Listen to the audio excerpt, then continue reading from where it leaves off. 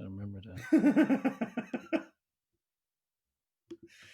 Dan! I'm in. Tony. Oh, you gonna do a little ASMR for me right now? Are you ready to go in the dark? Are you ready? Can you hear me? Oh, I can hear you. Yeah, this is good. This is smooth. Are you ready to go on a dark Is this a thing? erotic adventure?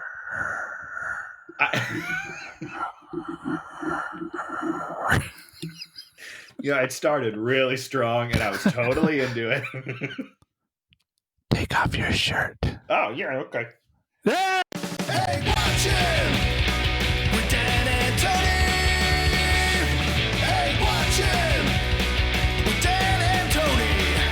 It's Hey Watching, yeah. Welcome to Hate Watching with Dan and Tony. I'm Dan. And I'm Tony.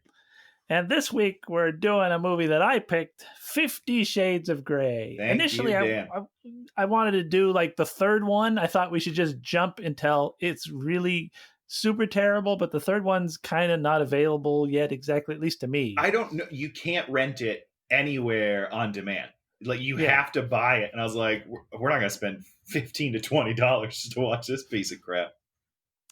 So I said, let's just go to the beginning. Oh, because we're starting Romance Week. Yes. Woo-woo. Month. Romance month. Romance month. Sorry, this is Romance month.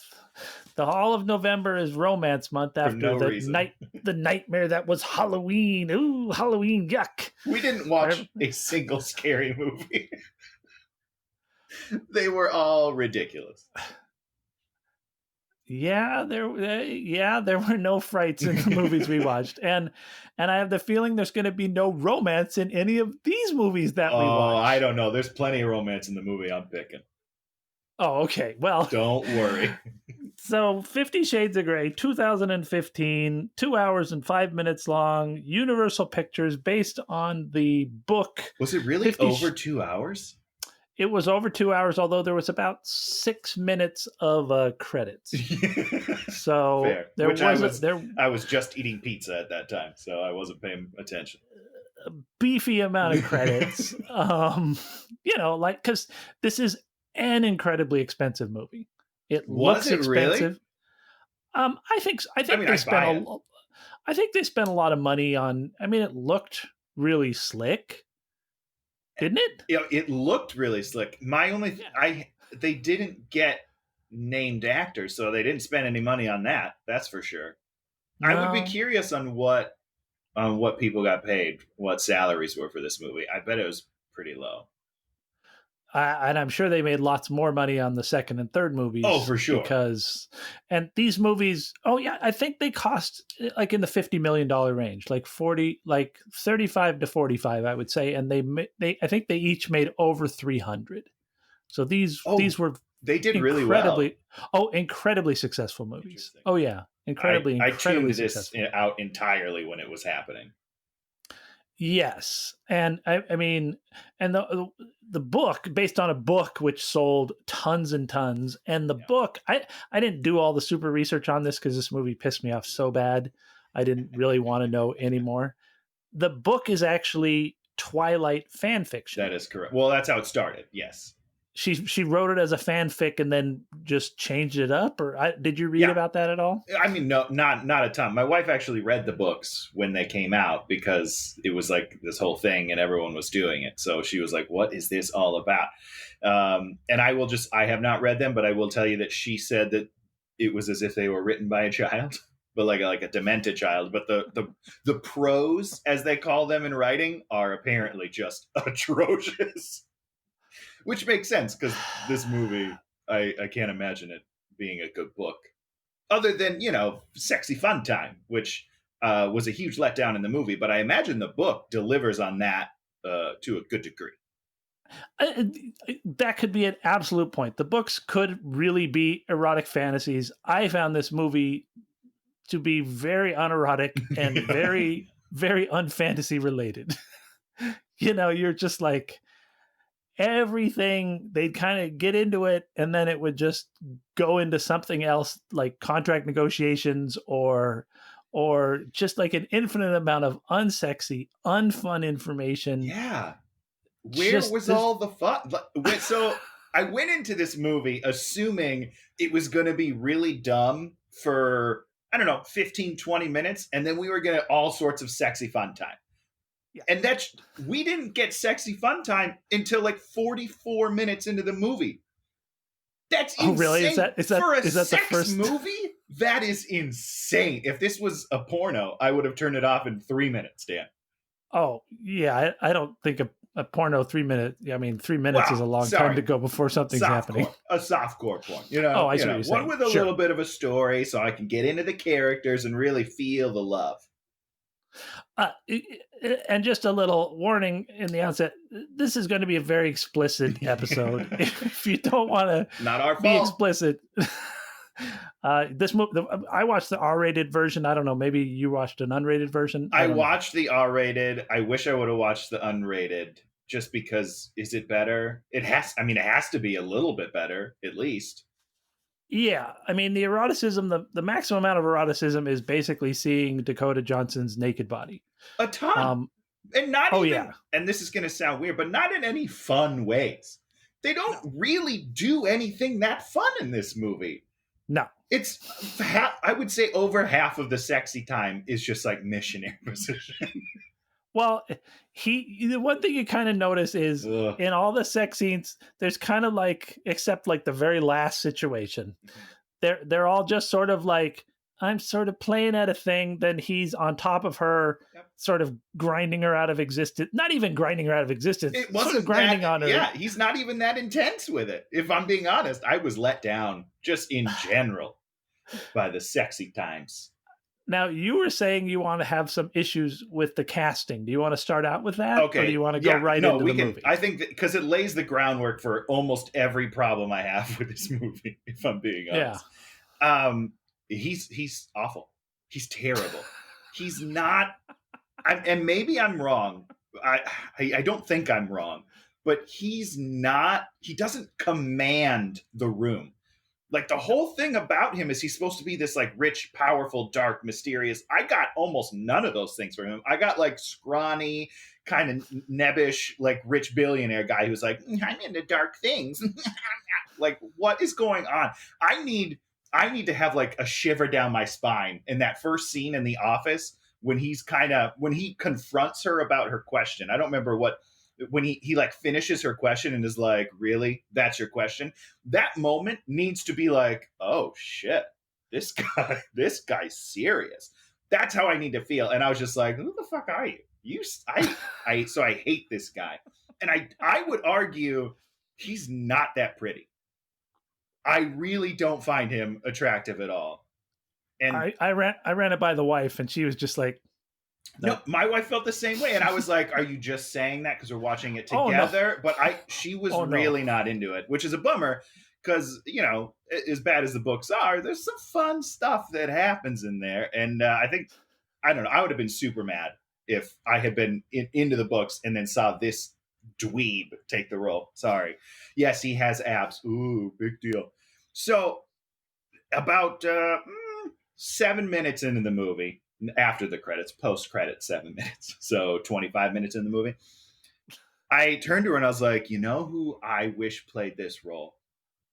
Alexander Skarsgård. Eric from True Blood. He's sexy, man. Oh God! And if he when he takes that dominant, like I'll be honest with you, I would have been into it. I would have been 100% into this movie, and I would have forgiven everything else. For a guy who wants to dominate and wants to intimidate, like the only time he's ever really scary is like the last 1 minute of the movie. Yeah, where you're like the last sort of situation. You're like, okay, I'm scared of him, but not in like an intimidating, powerful way. Like you're gonna pull out a knife and just stab me because you're so fucking broken. Because he turns like deranged. Like he character, which is obviously he has psychological problems, and that's like a whole thing, I'm sure. But I'm not like like in an aroused way. I'm just like, oh shit, you're kind of creepy right now. Like I don't think this is fun at all. And it should always be fun, even when there's danger. It should always be fun, which is the one thing that True Blood does really well with that Eric character. Is he's very dangerous, but at the same time, you're like, okay, just do it, man. I'm ready. Just take me. You're never, when the woman becomes interested in him, you're never saying, get away from him. What are you doing? Are you or at least you're not like, how can you not see the appeal or whatever? You empathize with her wanting to be with him. Yeah, you're like, you do too. I will.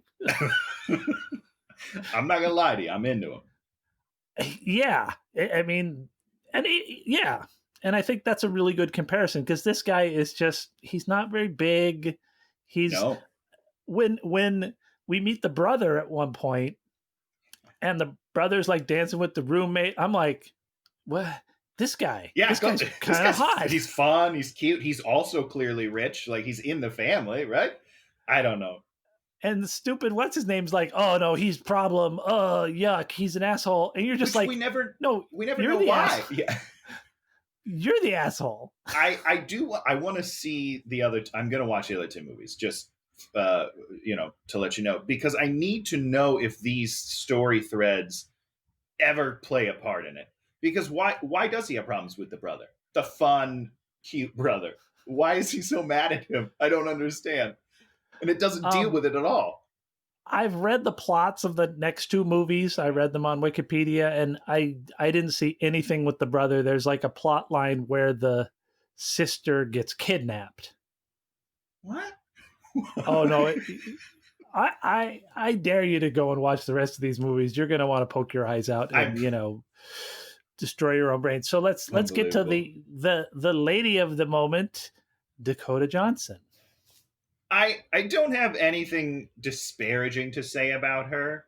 Like I don't want to be mean. She's definitely better than the guy, but she just doesn't. I just wish there was more. And I don't want to be like, oh, I wish she was more attractive, because I feel like that's mean. But at the same time, there's a lot of nakedness and a lot of like, I feel like I'm supposed to be attracted to this couple, but I'm just not. Like this couple doesn't do anything for me. They're both kind of, bland and just eh. Well, the thing with her is, I mean, there's like one scene right at the beginning where they have a really close shot of her eyes, and she has beautiful blue eyes. Yeah, very striking. And you're like, we need to come in on those eyes constantly, because her hair is incredibly boring. Her face is just there's nothing special about it. There's nothing that like sets it off that you're like, this is, and she doesn't like wear makeup an amount of makeup to sort of give some pop. It's, she starts the movie being very schlubby, and then he sort of buys her nicer clothes. Yeah, I guess. But they're not like, they're not like late. They're not like over. There's nothing over. I guess that's the point. There's nothing over the top about this movie. Yeah, it's all pretty bland. I will say I brought that up to my wife as gingerly as I could, because talking about, movie stars being less than attractive is it's a dangerous territory. But she did say that the books make a point, like a very solid point, that she is as average as you get. Like that's the whole thing about her. So I think it's supposed to be why she's kind of into this whole thing, because she's like, oh, you picked me, I'm special somehow, even though she's never been special, or something to that effect. But I didn't feel that in the movie at all, because they don't really play that up. So I don't know.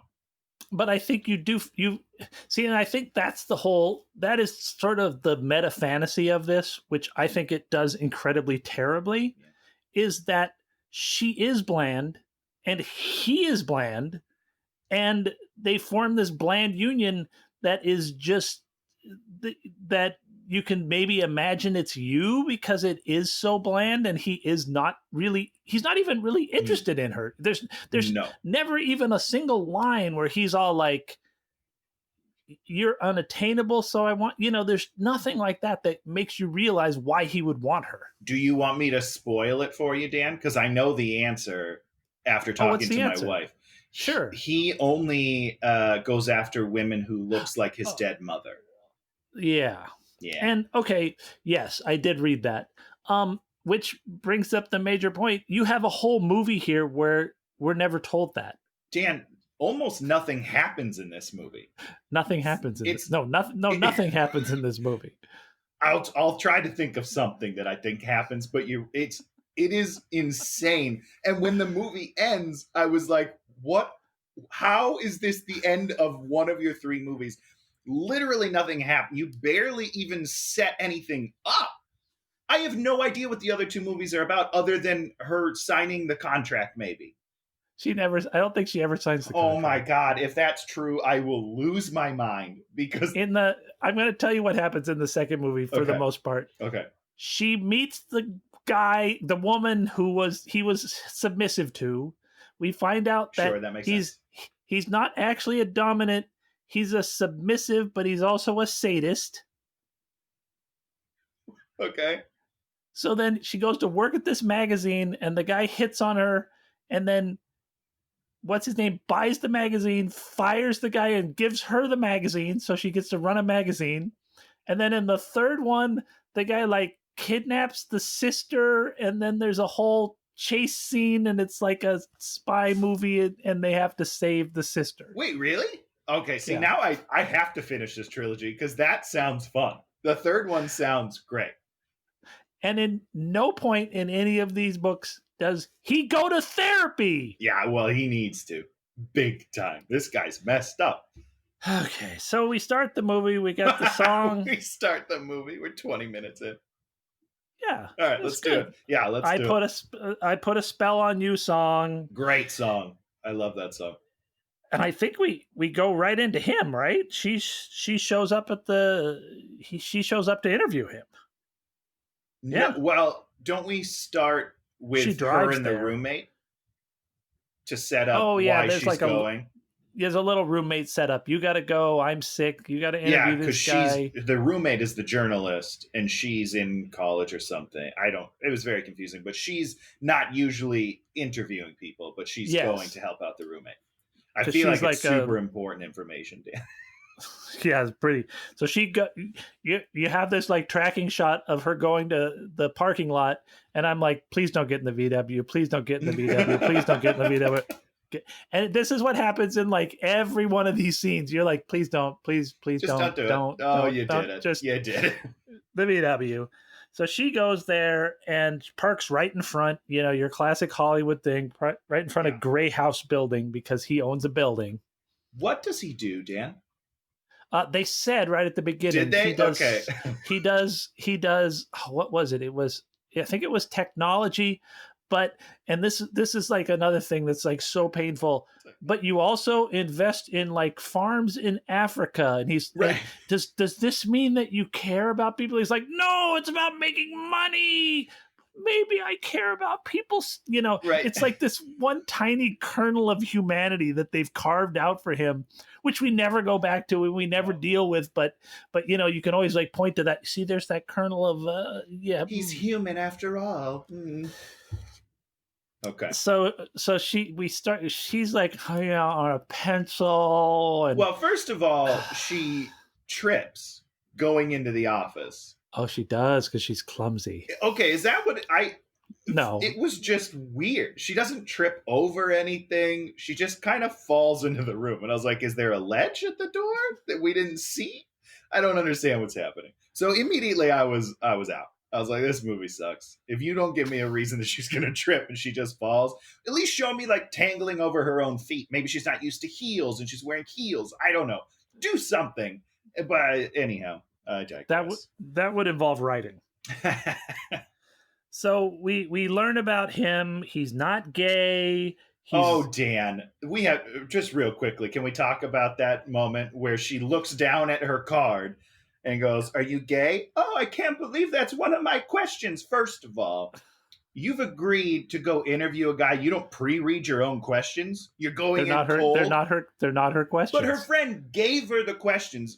Are you telling me? Probably typed them up right as she was walking out the door. You're telling me you wouldn't read them before you go in just to see like, okay, I need these points. I mean, come on, do a little bit of your homework. I was very upset about this. I don't buy it for a second. She's stupid. She's she's stupid. Wait, I have this written down. I'm good at people. I think he says, Yeah, the he's line, good at reading I'm good, people. Yeah, I'm good at but people. but he's not. No, he's absolutely terrible, as it turns out. He should be good at business because he's not good at Yes. people because he doesn't do people. He doesn't understand people. he doesn't read people at all. Yes, he should be a great businessman and doesn't care about people. Like, disregards feelings and thoughts and is just about the business. Because that's what he is. He's a guy who's just there to gain advantage and get what he wants, and what he wants is some serious spanking. Which is so anticlimactic. Jesus. Sorry, Oh, we'll get to telecom and agriculture. Oh, that's what he does. And so does the I am the gay. She's doing the pencil in the mouth. Yeah, which is Uh-huh. who directed her to do it like, it's so much. Nobody sits there and like she's like in and rubbing her gum line a little. Like, what is happening? Then we do a literature thing so that we know that he's smart. Yeah. And that she's smart. And that she's Or a book. smart. She reads books. I don't know. So he let's see. She gets back to her apartment. Is that when she gets the computer? Is it immediately? No, this is where That's she second. gets the books. Right? Oh, the books. Yeah. Yes. No, I don't think that's when she gets the books. God, there's so much garbage that she gets the books after they go to coffee after the photo shoot. Who knows? So she sort of sees the roommate, and she she doesn't tell the roommate anything. He was clean. Yeah, what is that? I don't. Oh, that's what it was. The roommate got the email with the answer to all the questions. Yes. Because he took the questions and then she's like, "Oh my God, you did so good. He sent me the email with," which of course it's like, how does that happen? Yeah. Did you just leave the note cards there? And Then we meet Jose, who I love this guy. This guy was in How to Make It in America. Oh yeah. Do you remember? Did you watch that show? That was the one with the guy from One Tree Hill, right? Making Jeans. Yeah, Making Jeans, and then the guy from American Pie, who's none of these names I can remember. Jose's that guy. He's wonderful. How to Make It in America. One of my favorite shows of all time. Wow. Oh my God. Yes. All right. Oh, such a good show. And so you could tell Jose's in love with her, and she's like giving him the cold shoulder. Yeah, which is, I mean, that's your prerogative, but he's like a really sweet guy. So now we see her. She's working at the hardware store. Is she, Dan? Because she answers the phone while she's working the floor. That fired. You're out. Wait a second. What? You don't answer the phone when you're working the floor? Your own personal cell phone? No. Oh. No, for sure. She answers her mom. She's like, "Oh, hi, Mom. You're on the floor. You're stocking things. Do your job, lady. Do your job." He gets so worked up. Talks to the mom. The mom is like skipping out on graduation. Dad's like coming. They're divorced. Dad's a deadbeat. Mom has a new boyfriend who has no personality. Like, she seems sort of resentful of the. We're never quite sure what her interaction is through the whole movie. Yeah. Which is par for the course of us understanding what is happening, because they don't play. And that's why this is just fanfic, is because they just write lines. The lines don't get us anywhere later. Yeah. They don't get us anywhere at the time. And who shows up but Mr. Christian Grey. Mr. Grey shows will up. See you now.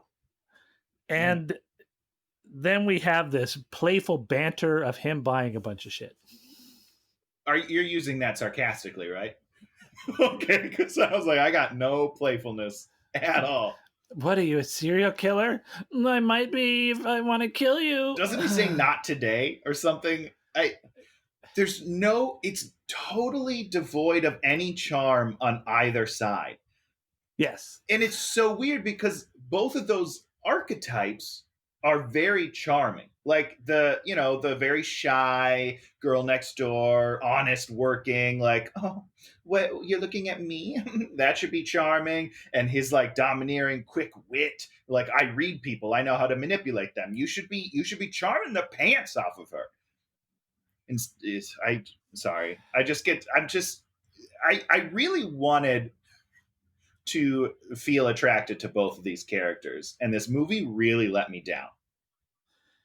Yeah, yes.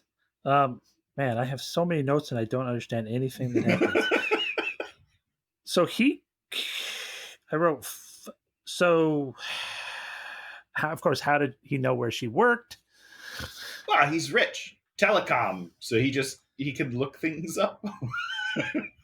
Dan, I'm full disclosure, I don't know what telecom means. Telecommunication, like telephones. Okay, no, that's not great. Yeah, so he can just look stuff up. He's good. He's got the interwebs.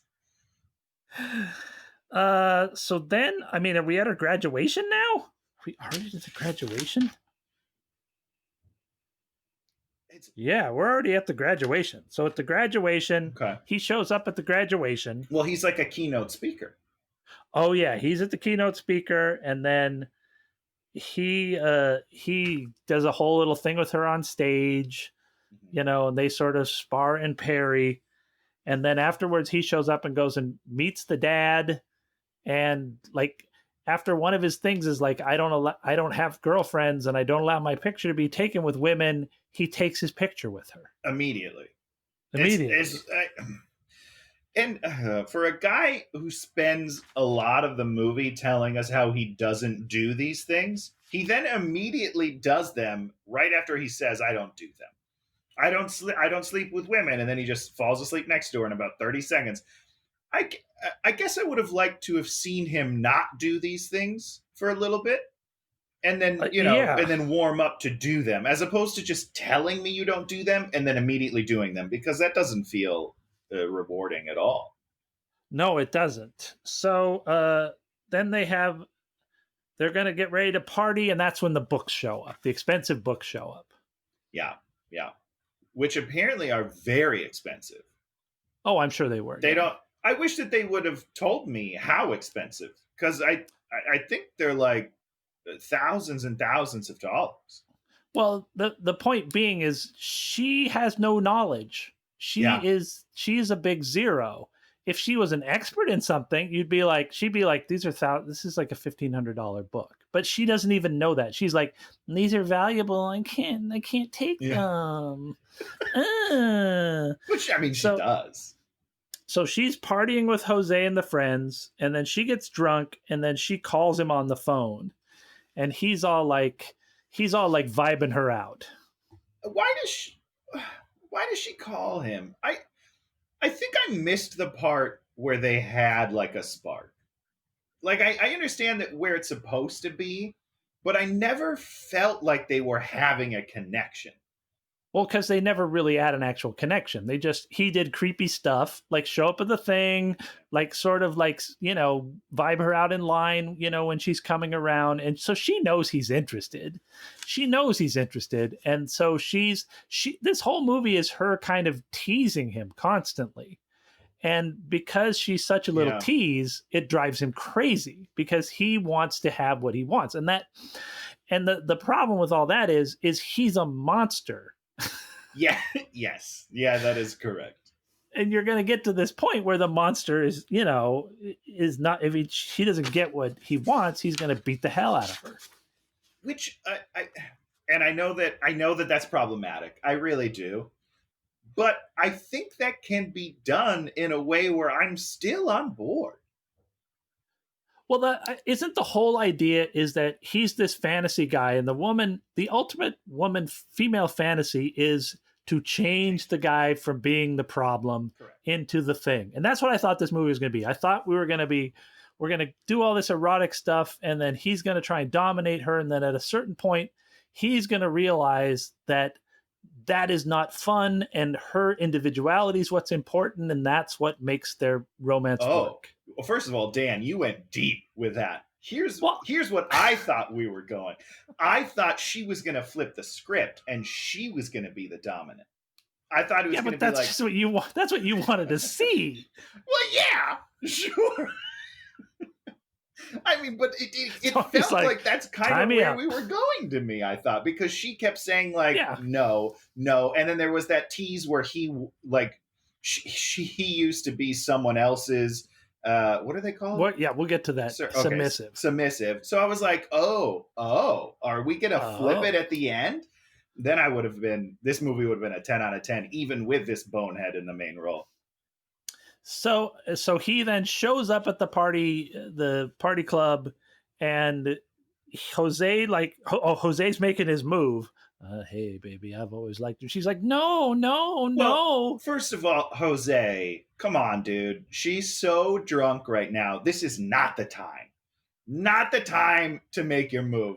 And he even said, he's like, I may never have the courage to do this again or something. It's like, well, you know what? You're going to have to, because inappropriate. So Christian shows up, defends her, and Jose literally doesn't even do a comeback. He just he slinks off like a slug. And I was just like, I was so disappointed in Jose at that point. I'm just like, Jose, this is a piece of shit millionaire. This is your chance to tangle with him and, call him a piece of garbage. Yeah, he didn't. He did just literally just disappears. So weird. Oh, and the brother is off dancing with the roommate. Which Kate. I don't even Dan, I don't understand. It's just like a line that they throw away. He's like, "Oh, my brother. Oh, where's he? Oh, he's in there dancing with your sister." Like, what? When did this happen? Why did you bring your brother if you don't even like your brother? Like, I don't understand any of the motivations that whatever. There are no motivations. And then she wakes up, she's in his hotel room, which, why is she in his hotel room? This guy is richer than God. Yeah. Is that really what it shows who he is. He's a freaking creep. Yeah, he is. Get her own hotel room, especially since you don't want to sleep in the same bed as her. Get her own hotel room right next to you. Yeah, just get the room next to it. Maybe there's probably even a connecting door. A lot of times they do that in hotels. You're fine. You could still creep on her all the time. You own the room. So there's a eat me and drink me thing. And then we get a bunch of lines. Necrophilia is not my thing. If you were mine, I don't do romance. My tastes are singular. And she says, enlighten me. Sure. Now, if this were Alexander Skarsgård, sexy, dark, I'd be like, I'll try it. Yeah. Why don't you just show me a little and then I'll make up my mind? I get it. I get the motivation there. And I'm okay with it, except for he sucks. He's so bad. He's not interesting at all. I'm just like, okay, well, why don't you just go home and I'll go about my life then. Do your own thing. I'm not interested in him. Although necrophilia is not really my thing, did make me laugh. It's a good line. It's a good line. It's a good line. If it was delivered in a charming, sensitive, funny way, which it wasn't. Just so you know, I watched this through the lens of pretending it was Skarsgård for most of it. So in my head, that line lands, man. I was like, oh, snap. You got him, dude. Tony's holding up a little thing with a little picture of him moving it over his Jamie, face. what's his name's face. I'm getting into this. Okay, this is happening. I can do this. Oh, yeah. Okay. It's the only way I got through 2 hours of this crap. He has bought her clothes, and then he drops the line, I'm not going to touch you until I have your written consent. That's a red flag.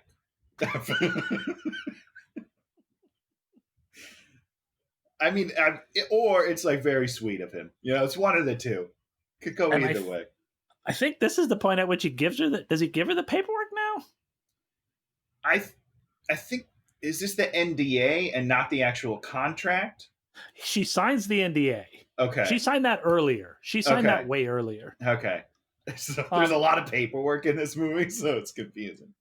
And so I think she's leaving, and so they get on the elevator, and then he says, fuck the paperwork, and they start making out. Yes. And that was the one sexy thing in the whole movie, was the beginning of that makeout in the elevator. Yeah, and then it ended quickly. it was all in a flash, and then like you could have then these other people get on the elevator, and I mean, man, you could have done just such a great scene There should have of been like so much sexual tension. and like touching and just like, but these guys like immediately get off or something. I mean, they I think they throw only the went scene one away. floor down, those guys. I'm pretty sure. Just like take the stairs, guys. Don't be lazy. Then we get to the helicopter. Which is cool. Hey, dude's got a helicopter. I'm in. And so there's a helicopter, and I start doing my thing. Please don't fly the helicopter. Please don't fly the helicopter. Please don't fly the helicopter. And he's flying the helicopter. Flying the helicopter. And then, there's no escaping him now. So, right. So the seatbelts, again, Put the a seatbelts real on. missed opportunity. They went for it with the tug, like a little bit. I don't know if you caught that part where he. Yeah. I caught it. It should have been this like lingering moment where he's like, but he was like really forcefully clacking him in. It's just like, seduce her a little bit, dude. Like, what's going on here? Like, you want her to want to stay in the chopper, right? So don't be like rough with her for no reason right now. Like, you should be touching her a little. I don't know. I wanted this to be a sexy scene, and it just wasn't. They throw all those opportunities away because so weird. They want they want the sexiness in the shots of the helicopter over the city, and they want you to fantasize that it's you in a helicopter, just like in the airplane scene at the end. You're just like, I didn't even pay attention to that scene because I knew nothing was going to happen. In the glider, when they were getting in the glider, yeah, I agree, but also I kind of want to do that. It seems like a cool thing, and that's exactly it. You're like, oh, I'd like to do that. I wish I had a boyfriend that was owned a helicopter, could fly me around. I wish I had a boyfriend that could do this. These are all things I would wish for, but I wish that I was in a glider next to my boyfriend and we were like, or whatever. Or having a good time. Here's my problem with the chopper scene. How long would you think that it would take them to fly to Seattle? Because that's where they went, right? Where were they? I don't even. They bounce now. Back and forth and left and right from everything that I don't pay any attention. I mean, it was shot in Toronto, shot in Canada, so I'm sure it's a couple hours. The problem for me is that it seems like they didn't talk at all during the chopper ride. They have the headsets on, so you can talk. Like, why isn't he showing her the city or talking about like, oh, I own that building, like show off? Maybe they talk not at all during this entire chopper scene. I was like, what's the point of this? Because that would force them to be characters and actually try to find some emotional connection. Well, that's what I want, Dan. Because we don't know, what do we know about her? We know kind of where she works. We don't know why she works there. We don't know what she's wants to do with, does he ever ask her, what do you want to do with your life? That's great. Those are great questions. Let me ask you something, Dan. Am I to believe that she knows things in the hardware store? Or is she the employee that I walk up to and I'm like, hey, where are your drill bits? And she's like, yeah, what's a drill bit? No, she is a good hardware store employee because when they go over and get the rope, she says something and he says something that implies that she's good at her job. She does like this whole, tying the rope. Right. Oh, he's like, are you a Girl Scout? She's doing this thing. Right. Yeah. So there's, those are really interesting implications. And that's how you build, that is truly how you build character. Well, with a little follow through. Yeah, you put them in an environment, then you have them do things, then they say things that tell you how they are characters and who they are and what their dreams are and where they want to go. And, what if she should have like taught him some tie-up moves at some point, because she's great with rope. Well, there's 2 more movies. I'm gonna watch them today. So we get to his apartment. She's in the apartment. He plays piano. Another one of those moments where I'm like, no. And then this is maybe when they sign the non-disclosure. And then she's like, are you going to make love to me now? And he's like, I don't make love. I fuck hard. And then we go to the playroom. Again, Skarsgård saying that in my head. Whoa, dude. I am ready for it. This And guy saying it, no, I'm out. You know that Skarsgård fucks hard. Yeah, I do. I really do. So here we are at the playroom. And the playroom, we walk in, we have a rack of whips, and he's like, this is called the flogger. And then we have a rack of canes for caning. Yeah. And you know what? I realized sitting there, I was talking to my wife about this. I love that. And we're gonna have a little discussion now about dildos. Oh, okay, great. Was there a rack of dildos? No. You know why there wasn't a rack of dildos? Because a rack of dildos is the most embarrassing, weird looking, gross looking, disgusting looking dildos. You know, they're not going to be these beautiful. I mean, I guess you could have all these beautiful wood dildos, but if you go to like the dirt, you know, the Hustler store on Sunset Boulevard, it is just like the rubberiest, filthiest, pink, black, white. You know, this stuff is not I mean, the male genitalia, I'm sorry to tell you this. It's not attractive. It's not attractive. Yeah. And that's a joke. And so there is no dildo rack. There is no giant, that's the butt plug rack. You're like, they say butt plug at one point, and it's like, titillating butt plug. She says she doesn't know what a butt plug is. Yeah. I mean, come on.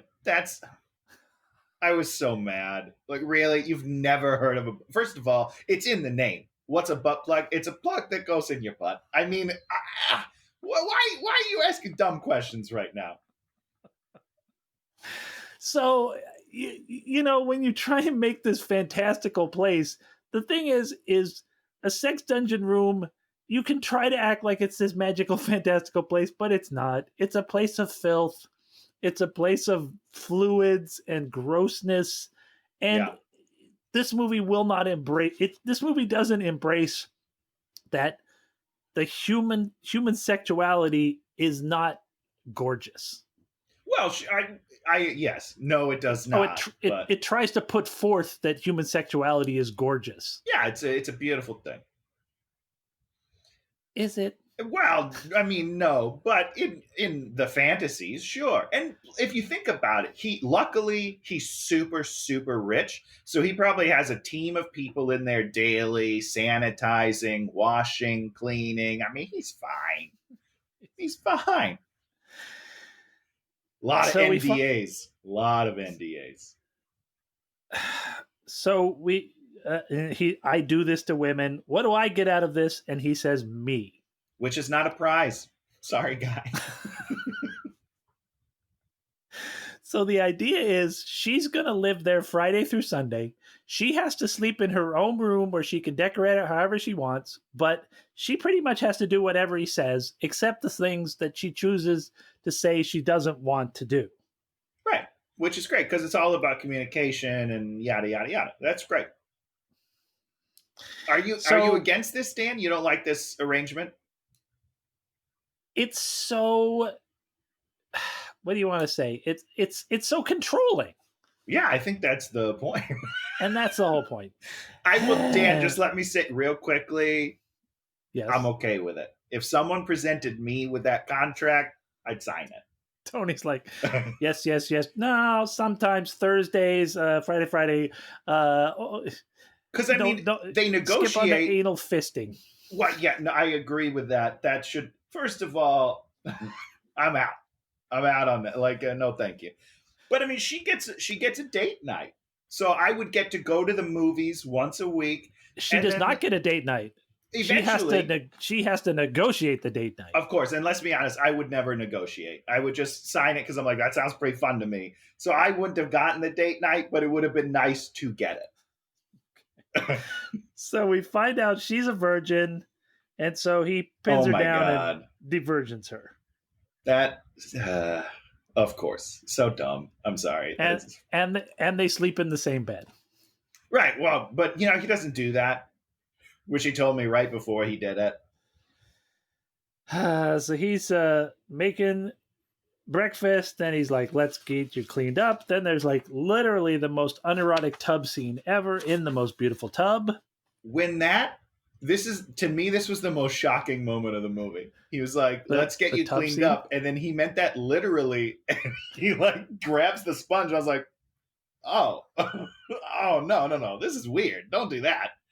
I didn't like it. It's that weirds me out. Just let her bathe. Let her do her thing. And then, have more sexy time. So that's Tony's line is like, you're on your own on the bathing. Yeah, like it's a private time for me. All right, let's clean ourselves up and then come back together and get dirty. So then he does a "Do you trust me?" Wait, maybe he had sex with her. Did he have sex with her right after she told him it was a virgin? It says sort of pins her down. Yeah, because he said, and I quote, "Let's rectify that situation" or something. And she's like, "I'm a situation." Ugh. Jesus Christ. So now he finally ties her up with one of his ties. Yeah, And barely. holds her arms back. And that's the other thing. Other than the very final beating scene, the stuff this is the whippings. Yeah. Okay. So I mean, The floggings are like I'm running this across your body. I'm sorry, if you're really a dominant, you are not just like, you're not carefully dragging her along to your sick fantasy. I agree on everything you just said. It was so disappointing. I just go, if you're gonna go for it, just go for it, guys. Come on, do it for real. But they didn't. They don't. And yeah, what? Nothing. It's just more about Skarsgård. So, what would Skarsgård do? He'd really teach your ass a lesson every time, Tony. Is that what you're saying? He's a method actor. Okay, he would go for it. And here's the thing: she'd probably enjoy it because it's Skarsgård. All right, I'm in. That was another discussion I got in with my wife. Was about like whippings and beatings. I'm like, yeah, it's got to go on the ass, because if you do it like on the feet, then you can't walk around. If you do it on the back, then you can't wear a bikini. The ass is like the one place that you got to always put all this stuff. And I mean, maybe I'm just talking about myself, but there's a lot of cushion there. Like it's, yes. You're all right. You're gonna be fine, probably. I don't know. Except when you get old, it goes away. Oh man, I'm not looking forward to that. Nobody told you that, but it's the one thing they don't tell you in health class. Secret cushion in your ass, it goes away. And so like, and then I just got my bones. You got bones, and then what you'll do is you'll be riding on like a train, and it'll have like wood slat seats. Yeah. And your legs will go numb. Dan, this sounds terrible. I'm gonna have to. What if I got implants? Have you thought about implants? Yeah, it doesn't work. Are you sure it doesn't work? Or are you just saying that because you're too afraid to get implants in your tuchus? That's true. Jesus. Oh wait, I don't have another 10 pages to get through this terrible movie. So we meet the mom. The mom is just happy. Oh no, we meet his mom. His mom shows up and she is ecstatic that he has a girl there, which doesn't make any sense. Because we find out he's had 15 of these slaves. But already. They've never met the mother. How is that? Oh, no, that's a great question, because apparently she can just come and go as she pleases, so it's very confusing. She's got a key, and if he has sex slaves there 4 days a week, he is going... Eventually, it's going to happen. Yeah, and mom's going to... I didn't understand why mom thought this one was different, like, do these sex slaves just, like, sit in the room and are real quiet when mom shows up normally and like, oh, I'm being afraid? Maybe they're all tied up all the time. I don't know. I don't know. They don't really tell me that. Tony and I used to take classes at Groundlings, and at one point there was this one girl in class, and she was looking for a sugar daddy. Did I ever tell you this story? No. Wait, what? She was looking for a sugar daddy because two of her friends had sugar daddies. And she was fairly attractive, sure. And you could tell that like girls like this, there was like, God, I think there was like a website or something where you could go trolling for sugar daddies. And like these other two girls basically had all their bills paid, like had apartments, and all they had to do was like take care of like some guy every once in a while. Oh, God, that sounds awesome. I know that's probably So wrong. I don't know if I'm being honest, but I would do that. I wish I was more attractive so that I would get offers, and then I could field them respectively. But I would do it. I would go for it. Tony's dream job to be a kept man. It's not, those things. I want to do those things anyhow, right, Dan? So might as well do them for a reason. Does that make me a prostitute? So now she makes him take him home because he doesn't want to go out to dinner with her. He just wants to whip her. Right. We also find out, and this was the point which I turned on the whole movie, and I was Oh, like, this movie is garbage. This movie makes me angry. you waited We this find long? till I really turned on the movie. Yeah, I thought the movie was garbage and stupid, but this is where I realized that this movie was about a disturbed person Oh, I see. who needed real help, and this movie was going to act like he's acceptable, or at least he did not need help.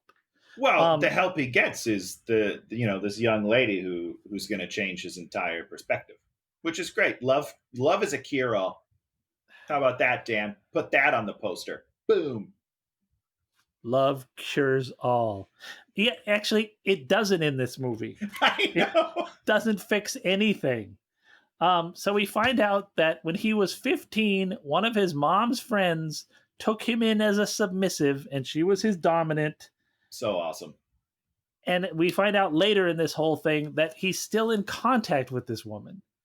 And in the later movies, he sends her to have her hair done by this woman. Oh, really? Oh, yeah. And they have a whole interaction, and this woman's trying to get him back. Oh, cool. Yeah. Cool. Dan, I spent most of my high school career looking for that situation. I was like, I'm ready. I need an older woman. Anyone? You did it. No. Did you? You did. Okay, don't tell me that. Jesus Christ. I would have been open to it. 100%. Being kept in a weird room? By like a hot older lady? Yeah, I would have done it.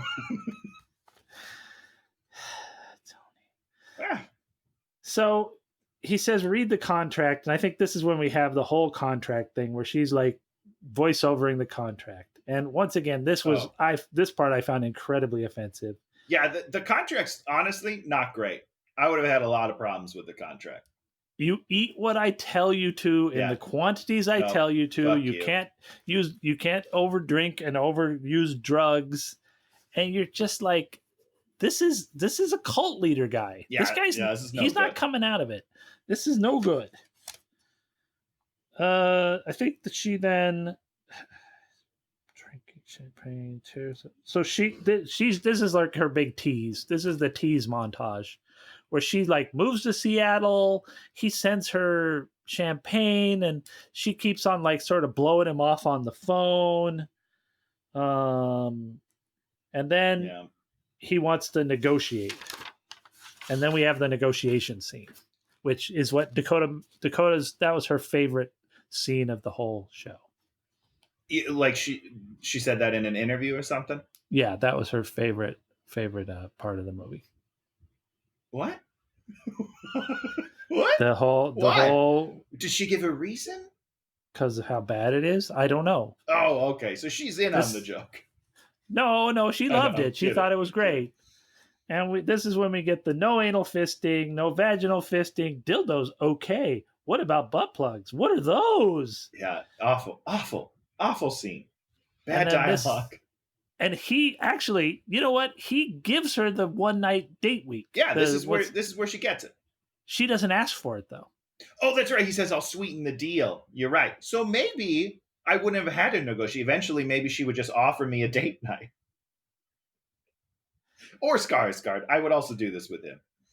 And so here's my problem, Dan. Is the lighting in this scene is not a very good negotiation lighting. It's so dark they can't read that contract. Don't tell me that they can read that. There's not a chance that either of them are reading this contract right now. It's so dark. There's no light in the room. It's only coming through this weird semi-transparent wall or something. And actually, I'm going to back it up to right before the negotiation. There was a scene that there was a thing that I actually kind of liked, was the idea that, and this movie does not use this very well. When she first showed up here, there was all these hot blondes walking around. Showed up at the office. Oh yeah, at Gray Industries. Yeah. No, that's Gray, not right. Gray House is the name of the Gray House, building. thank you. Who knows? It's probably Gray Industry, Gray Tech and Agriculture, or Telecom and Agriculture.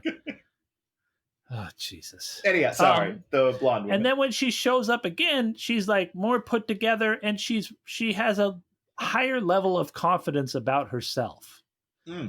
But it's just because he's changed her clothing and she's now his boyfriend. It's not because of anything she has done. Yeah. It's what he confers on her. And I think that's the whole point of this movie, is it's all about what he confers on her. And I'm going to go back. This is going to be really obscure, but the Aziz Ansari thing. Do you remember when he had his whole Me Too thing? Oh yeah. Yeah, absolutely. And they wrote up about it. The girl wrote up about what happened with him. We probably shouldn't even be talking about this because we're a couple of white males. Couple of dudes. White cis males. Yeah. But when you read her whole thing, it was his celebrity meant that she was important. This is what I got out of that. And then she basically wanted him to want her as his girlfriend and not just as a sexual partner for that one night, because of the power that his celebrity sort of put out there. And so it felt to me like she was not damaged, but, put aback that he wasn't willing to give her more status, in a sense. And this feels like it's the same sort of thing, where it's like these people are in need of status. And even if it's just given to them for no reason by some garbage billionaire, it's still important. I mean, yeah, that's interesting. I don't feel like they explore that at all. But I would be interested in exploring that. I think that would be an interesting thing to look at through her lens. Yeah, and I mean, that's where this movie, of course, falls apart, because none of the characters are anything. Oh, I see what you're saying. Yeah, just like the general characters and the actors and the script, all those things. Oh, wow. I talked about a scene that's happening now. I talked about it like an hour ago. Oops. So then they have sex after the negotiation, and then she just teases off. She's just like, he's like, well, what are we doing? And she's like, soon, maybe. And then she just like, boop. Oh, at the end of the negotiations? Contract. Yeah. Well, yeah. He's like, all right, let's go do it. And she's like, nah, I'm going to go home. Which I wanted that. I was ready for it. I looked at my wife and I was like, oh, she's going to totally deny him. It's going to be hilarious. And it wasn't hilarious. They didn't do it in a way that was fun or sexy again. It was just like, I think I'm going to go home. It's like, okay, that's cool. Well, they don't ever really allow her to play the tease. Which is weird because she does it a lot. I don't know. I just don't like any of it, Dan. So now this is when we have the graduation where he shows up and gets the photo with her. Oh, really? Yeah, that's when that happened. Okay. And so then she gets in the paper, and now he does the whole... Wait, hold on. I have a problem with this, Dan. Yeah. So the photo in the paper is not the photo that they take in the movie. Oh, yeah. Yeah, they said that in the trivia. We went back. We literally went back and rewound and was like, that's not even where the click is. He's taking a completely different picture. She's smiling, and then click, and then we go to the thing. It's like, that's her face. What? Why? Guys, I'm very upset about it. Terrible. And it happens 3 minutes apart. So it's fresh in your mind. If they would have done it 30 minutes earlier, I wouldn't have even thought twice about it. But it happens so fast, and it's just completely wrong. So now he gives her a car. Not even a cool car, really. Well, it's like a car that a nerdy girl like her would want, is in his mind. I mean, I guess, But if somebody stole my car, Oh, yeah, sold it, and replaced it with what they thought I should drive, you're dead to me. I'll kill you. but that's the whole thing is he doesn't give her like a wicked ass car, like a little fast, she is the hottest thing on wheels. He gives her like, you're quirky and weird Yeah. kind of car. So I wrote here, now that he has control of her, he teases her off. Yes. Because this is the point at which he's sort of taking control, and he like blows her off. Yeah. Which is really weird because you think he'd want to like, because she sort of admitted he finally realized that he does have the power over her. Yes. So she talks to mom, she's crying, and then she goes to the apartment. Yeah, I'll be honest, I didn't quite understand why she was crying a couple of times in the movie. And she cried to the mom because he teased her off, and she felt diminished. Yeah, okay. All right, I guess that's the idea. I mean, it's the idea. I was just like, is that something you really cry over? Maybe it is. I don't know. So then she goes to the apartment, and it's playroom time. She bows down to him. So she's supposed to bow in the corner, which I found really offensive. At the door. With the braid, which apparently is also symbolic of the mother. That's what I learned from my wife. Oh, which is so gross. It's so messed up. It's so much worse than they let you know in the movie. The movie just kind of doesn't really discuss how weird it actually is, which is probably the right move, but because it's so weird. So he dominates her, and he kind of, this is when we get the sort of, I'm whipping you, and he like doesn't really do anything, and it's super lame and super it's like the sex scenes. What? Nothing. Go. The sex scenes are so unerotic. Yes. They're just like for a movie. There's more romance in pornos. Let's put it that way. That's what I'm saying. Like, right? A nice soft core is way better than this movie. Like, the acting's better, the connections are better, the relationships are better, and the sex is better. Everything is so boring in this movie. I was so ready to get aroused, and I just didn't. I didn't, and that's why I'm so disappointed. Tony just rolled over and fell asleep. It's the only thing that this movie should do well is the sex scenes, because that's what it's for. It's to sell the sex scenes. And it just is so bad. But this is the scene. This is the scene where he's like, hold out your hand, and whips the hand at first, right? I don't remember. Well, I just want to say, probably when she's kneeling by the door, he's like, now hold out your hand. And she puts her hand straight up, like she raises it. And then he has to move her hand to this. You've never put out your hand before? I don't understand. Yeah, what? Gotta go bathroom. Master, gotta go bathroom. Gotta go bathroom, meow, bathroom. Yellow, gotta go bathroom. Got pee before That's you wee and you different meaning of code bathroom. Yellow. I don't know. It's just weird. There's just weird choices in this movie that don't help. Yeah. Did it piss you off? Did they ever do the yellow and red words? No, they never used them one time. They teased him twice. Yeah. Because he even asked her before, he's like, you remember your safe words? That was my Skarsgård doing it, not him. And she's like, red and yellow. I don't know. So they're doing date night. They're dancing in the apartment.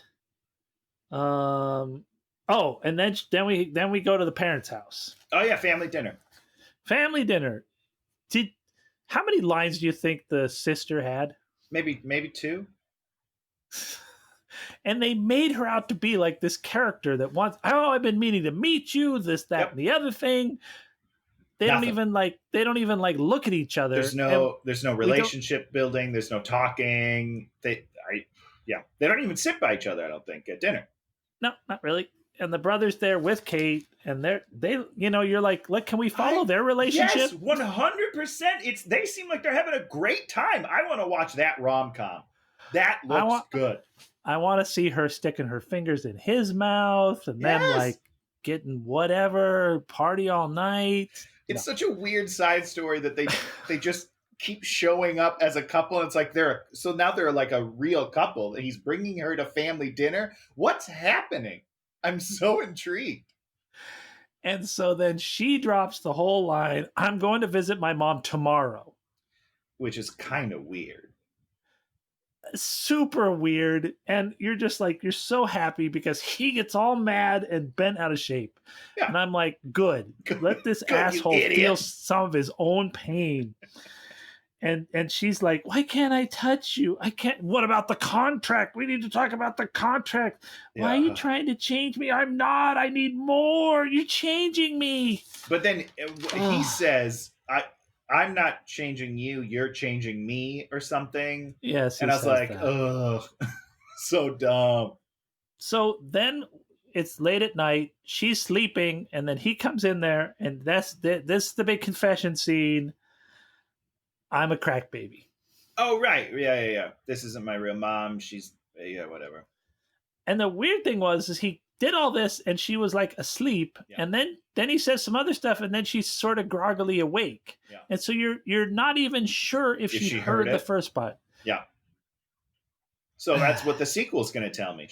50 Shades Darker. I mean, damn, this movie's trash. So she's at the mom's.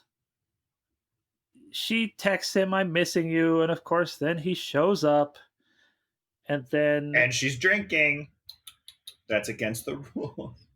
She's allowed to, but she's allowed to drink. But she's not allowed to get drunk. Oh, sure. Sorry. Yeah. Of course. So then I'm going to take you on a surprise drive. They go to the glider.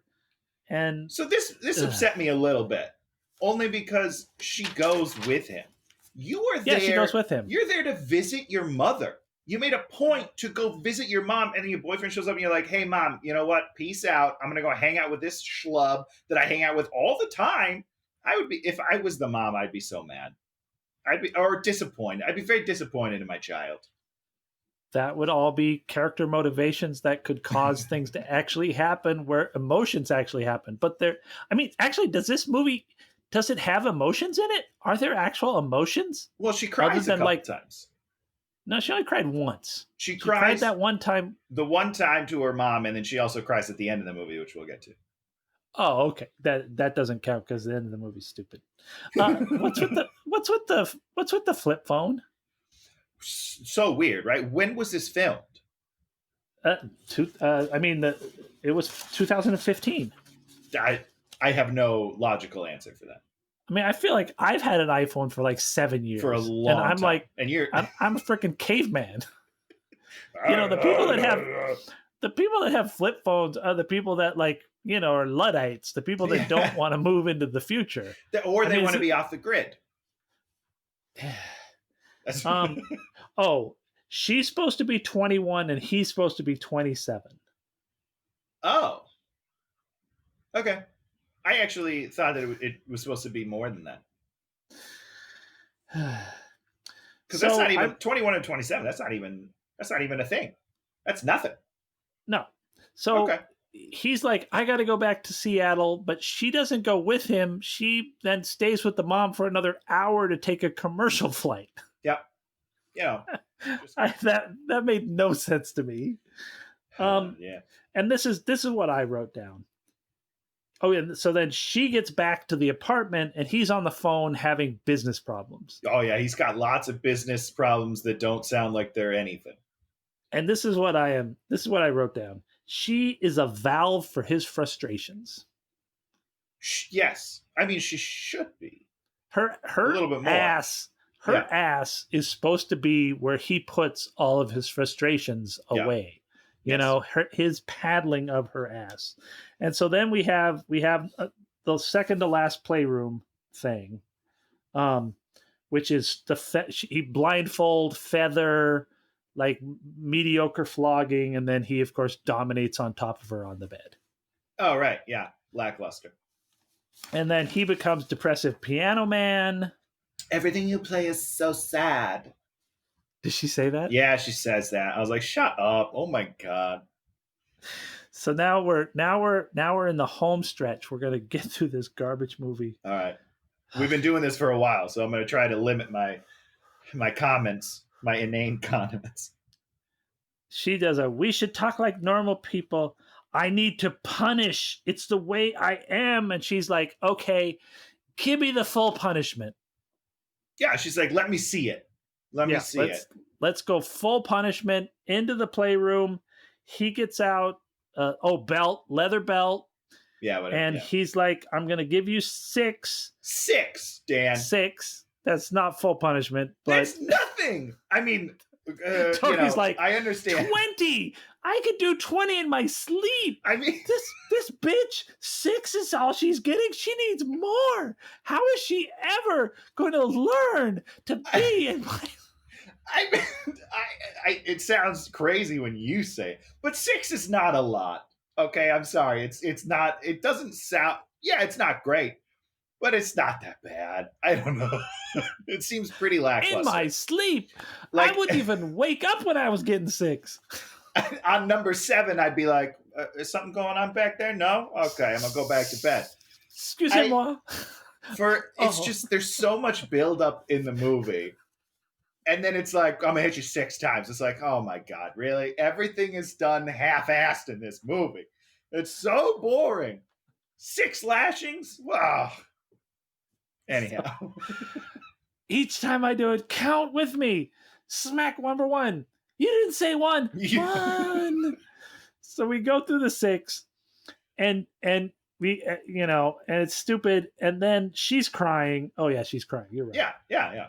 She's crying, and you look over at him, and you're just like, he's digging it. You're just like, this dude, we finally seen his emotional state.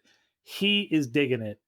And it's funny, just like you, at a certain point, I was like, man, it's only got 10 minutes to go or so. I'm like, how are they going to resolve all this? Spoiler, they don't. They resolve nothing. And so he's like, please don't hate me. And then she's like, you'll never do that to me again. You can't love me. And she runs off to the elevator. And she gets in the elevator. And he is coming at her like a feral freaking animal. Yeah, he's a serial killer. He is a serial killer. And she says stop. And he does not stop. Correct. Problem. And then she screams no. And then he finally kind of comes out of it. She should have really yelled red right then. Yes. And they might have been able to redeem this movie if she'd have yelled red right then. Yeah, and if he would have listened to the cues that he gave her. Dan, that's good, I just Dan. rewrote this piece of garbage movie. Only one line change. I took one line change. That's a pretty cheap reshoot. You just crushed it. You cracked this thing wide open. You don't even got to reshoot. You just dub it in. You just dub it in a little CGI. Face, red, and then he'll stop. Done. And then, then episode 2 is, dominating the 50 Shades of dominating a submissive, and then he goes and becomes a submissive, and then she takes over his company. All the while wailing on his ass as he cries like a little bitch. That sounds great. That's the end of the movie. And just like you, when that happened, I was just like, "What? This is the end of this movie? What the hell? What a waste of 2 hours!" Because obviously there's 2 more sequels, so they want you coming back for more. But come on, guys, you didn't solve a single thing that you said. I mean, you only set up really one thing. Let's be honest, and you just didn't deal with it. What do you think they set up that they didn't deal with? The contract, Dan. It keeps coming up. Is she gonna sign it? Is she gonna not? I just need to know. That's you were just in it to the end. You were like, well, hold on a second. She never signed the contract or didn't. What? How are they? So what's going to happen? I mean, in my mind, the relationship's over. She didn't sign the contract. Now she's gone. That's it. That's the end of the series. So my final thoughts are: I hated this movie because just the relationship stuff in it is just offensive. This is a guy who probably will never be well and should be in therapy. Oh, I don't know.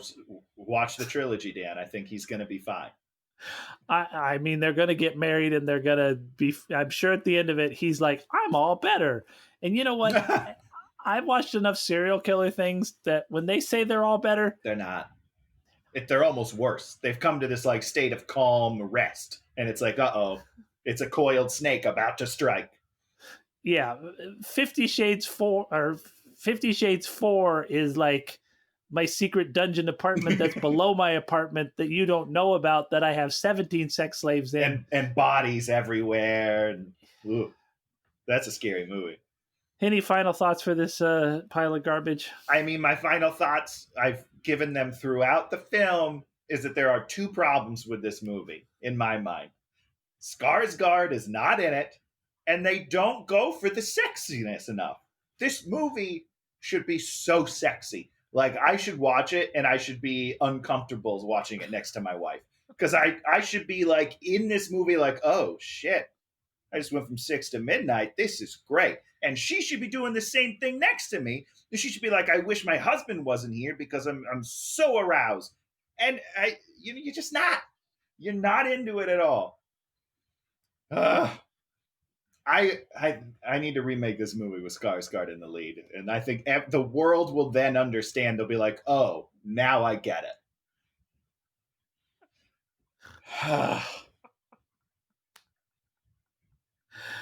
Okay, Tony, tell us something good you watched this week. All right. Well, I'm breaking the rules just the tiniest bit. It's not a specific thing. I will have a specific thing, but it's more a person, and his name is Robbie Amell, which is my new crush. He is Stephen Amell's cousin or something, who plays Arrow in the CW universe. That's Stephen Amell. So Robbie started. I mean, the first thing I saw him in was The Flash. He was a superhero. He left. Doesn't matter. Who did play in The Flash? I watched The Flash for a while. He was half of Firestorm. In the beginning. Oh, he was Firestorm. So he was not the professor. He was the kid. Yes. Yeah, the one that... I thought it was a black kid. Well, so that's who takes over Firestorm after Robbie passes away. I don't know if I remember the other. I kind of remember the black kid. He's not in it a ton. It's pretty quick. Anyhow, he has this... It's not new, but it came out last year. A new series called Upload, which is... like a sci-fi kind of comedy, kind of romance show on Amazon Prime about when you not die. That show. Yeah, not that show. Did you that watch it? It's so bad. Did you watch it? That show's so bad. No, Dan, it's good. You have to get past the first 2 episodes because they start super boring, and then after you get into it a little bit, they start adding personality to the characters, which is really nice. Because it starts, no one has a personality. But then it slowly becomes a thing. And by the end of it, he's super charming, in my opinion. I love it. So I'm kind of in love with him. But then he's also in the Babysitter series on Netflix. Oh, you love that. I love the first one. Did not love the second one that just came out this year. But he is still the best part of both of those movies. He's so funny in these movies. I love it.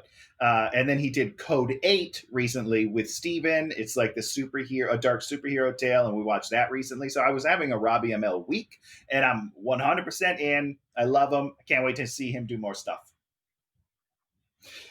Okay, I'm done. Your turn. Yeah, Upload. It's not good. People, don't watch it. What? Just give it a shot and make up your own minds. Don't listen to Dan. Look at his mask. He doesn't know what's going on. I was going to do a thing and say professional sports because it is nice in everything we're going through to actually have professional sports on. A little bit of normalcy. But instead, I'm going to go with, what's it called? Hunt of the Wilder People, which is Taika Waititi. You know who that is? Yes, I fucking love it. Sorry. I was trying not to swear today. Taika Waititi's movie that he kind of, I think it might have been the one he did right before Avengers or before Thor. Okay. And it's just like after watching this pile of garbage, you watch like a movie with characters that have emotions and also have flaws and also have needs and also have worries and also have things they're going to do with, you're just like... That sounds like too much, Dan. It sounds like an overload. I'm out. Yeah, this, after watching 50 Shades, where you're just like, these are the blandest, non-character people things that don't even get, like you say, they don't even get to do the erotic stuff right. No. You're like,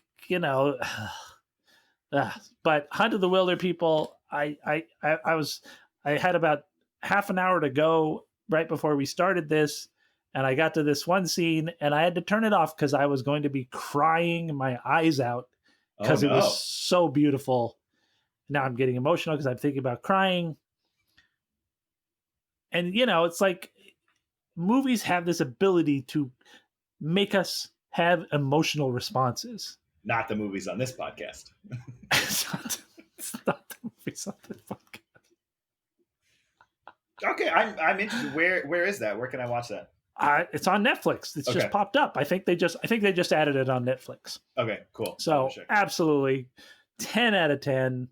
Sam Neill, the kid from Deadpool 2. Okay.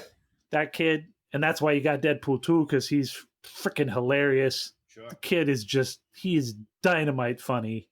Oh, that's awesome. Oh, it's beautiful. So Tony, did you see Jojo Rabbit? Yeah. So good. Jojo Rabbit's incredible. Yeah. This one better. Woo! Okay. Yeah. I'm in. This one's even. I mean, JoJo's tough because it's so. So real. You know. Yes, absolutely.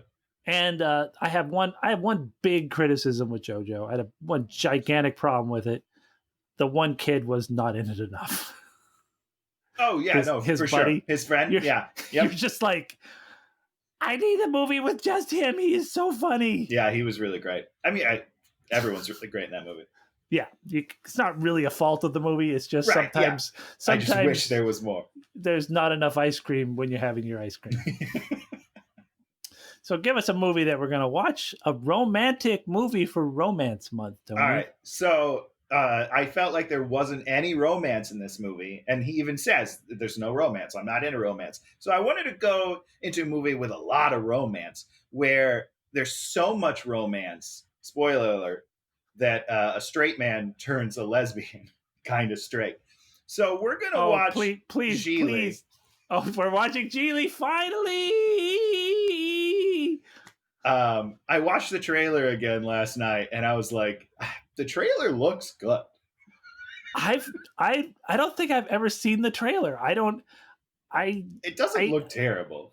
I've read the synopsis of this movie, and I'm always like, huh? Yeah, the trailer doesn't really tell you what the movie's about. The trailer makes it seem like it's a rom-com between two, like he's like a mob guy and she's maybe an assassin. I don't really know what she is yet. And they're like they're defending someone, like a suspect or whatever. And it's kind of like their interplay. And from what I've read, that's not really what the movie's about, but we'll see. I don't know. I'm excited. We're going to one of the worst movies ever made. Supposedly. I'll see. I love Ben Affleck. I loved Ben Affleck in what was his one good movie? He has one good movie. All of them. The Accountant. Oh, The Accountant's dope. It's one of the greatest movies ever. Yeah, fantastic. I'm glad you like it. I rewatched that is a movie that it's one of those movies that when it's on, if it gets turned on, I can't turn it off. Oh yeah, I'll watch it straight through. And then I'll be like, you know what? I missed the first 20 minutes. I'm going to go back to the one that I own and watch the first 20 again. Because that's Anna Kendrick. That might be her best movie. Oh, for sure. She's just absolutely amazing. And he's amazing. And what's his name? The brother. Oh my Punisher. God. Yeah. Oh, that the end scene with the two of them is so like good. It's so beautifully emotional. You know, once again, here's this weird movie about a guy that's completely messed up. And it has one of the most beautiful brother-scene interactions where Ben Affleck doesn't actually do anything. But you know how messed up he is. And John Barenthal, is that his name? Yeah, yeah. John? I don't know. John. I think it's Jon. God, he's so good. So good. Yeah, he's great. So we're talking about things we like after talking about a steaming pile of non-sexy garbage. Non-sexy garbage is the most important part of that sentence. Garbage. Full circle. Garbage.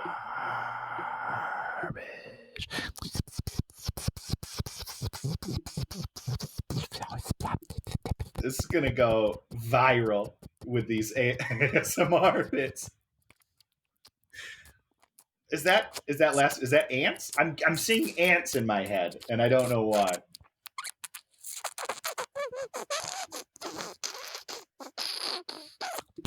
I find it in a cup. Oh God, It's a callback. Guru. Oh boy. This has been Hate Watching with Dan and Tony. I'm Dan. And I'm Tony. We'll see you next time.